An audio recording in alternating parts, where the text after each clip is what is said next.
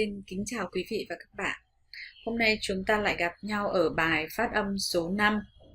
Nguyên âm ngắn o.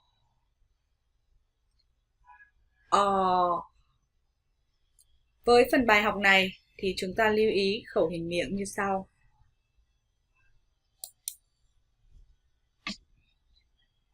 Miệng sẽ mở rộng hơn so với o. Lưỡi thấp và kéo về phía trong nhiều hơn. Cái đặc điểm dễ nhận thấy nhất của âm o chính là miệng mở rộng. Miệng mở rộng. O.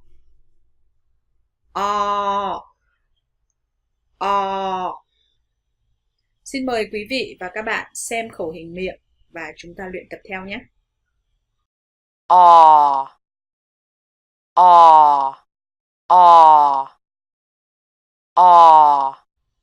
Bây giờ là đến phần luyện tập. Xin mời quý vị và các bạn cùng nhìn vào bảng luyện tập sau. Ở bảng luyện tập này, chúng ta dễ dàng nhìn thấy rất nhiều âm o ngắn.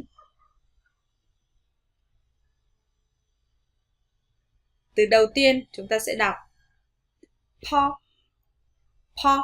Âm đầu tiên với âm o và cũng nhấn trọng âm. Chúng ta đọc là po.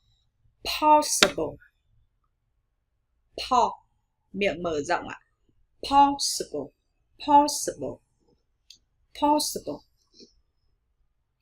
The next one, hospital.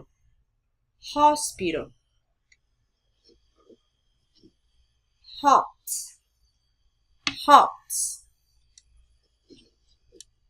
Chocolate.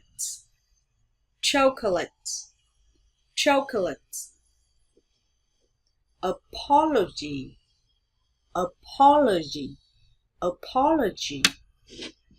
Coffee. Accommodate. Competition. Opposition.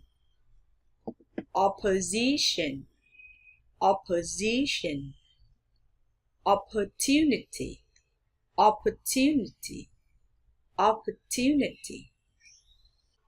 Như vậy chúng ta vừa được hướng dẫn về khẩu hình miệng và cách đọc đối với âm ngắn o.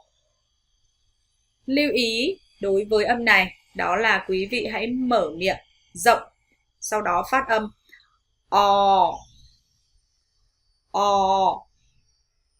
Possible. Coffee. Quý vị hãy luyện tập thêm để có được cái phát âm chính xác nhất nhé. Xin chào và hẹn gặp lại quý vị.